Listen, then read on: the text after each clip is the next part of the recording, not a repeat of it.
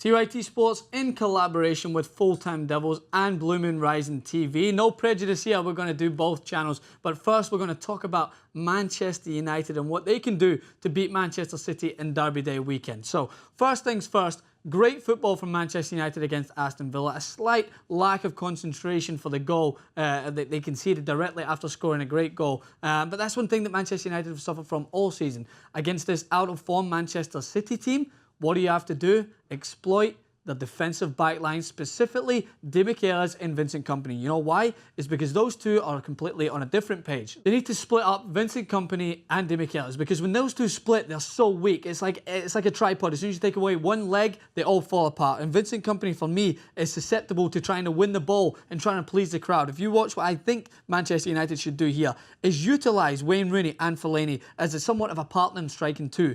Put Wayne Rooney right on Di Michelis, use Fellaini to push right up to Vincent Kompany in an area that will draw Kompany out, because at the moment it's not all Vincent Kompany's fault. Fernandinho or Fernando, whoever plays in there, they're not playing the right holding midfielder role. So Manchester United should exploit this. If Fernandinho's not in there, push Fellaini high up. Vincent Kompany, I guarantee, will step up and he'll try to win the ball here. Much like has happened in previous occasions against Arsenal, where he tries to win the ball and there's that gap in between, and Arsenal exploited that. Against Crystal Palace, Fernandinho tried to win the ball last minute. When the ball got played in the box, it split their defence, and all of a sudden there's a massive gap in there. And the way Manchester United are playing right now, with that fluent pass and movement, they can exploit those gaps. So if you push Fellaini up right onto Vincent Kompany, and obviously have Carrick in there for stability, it will leave room for the likes of Herrera and Mata to make these darting runs in behind, fill in these spaces. Wayne Rooney will obviously exploit this well, but Vincent Kompany, as soon as he steps up in there, what happens is Sagna tucks in. If you watched against Crystal Palace, what happens is Di Michelis doesn't know whether to step up to Wayne Rooney or to fill in the gap that his defensive partner has left.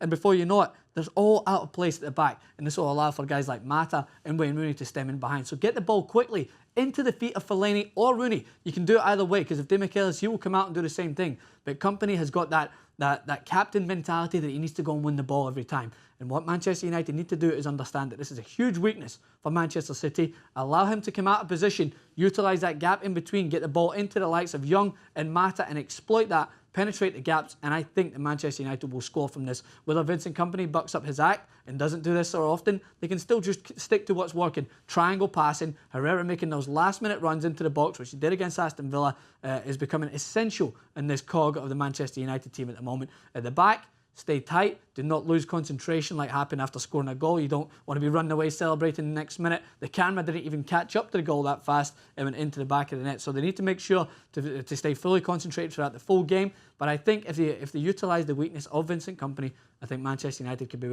in with a chance of winning this game and cementing their place as the next run team to Chelsea. So, of course, as stated, no bias here. If you guys want to see what I said about the other team, if Manchester United fans, if you want to see what I said about Manchester City and how they can beat you guys, head over to Blue Moon Rising TV. If you want to see what I said about Manchester United, Blue Moon Rising fans, go over to FullTimeDEVILS. If you want to see both, come to TYT Sports. We've got the full thing packaged together. Excited about this weekend Derby Day. We've got plenty of clips coming, some fan reactions coming here from across the pond. It's a big game here as well. Thanks again. For Palace, Fernandinho was out of position, tried to win the ball last minute in the air. Kompany was caught up here. Di Michelis was caught up here. And what is this gap in here that Manchester United will exploit unless Manchester City buck up their acts at the back?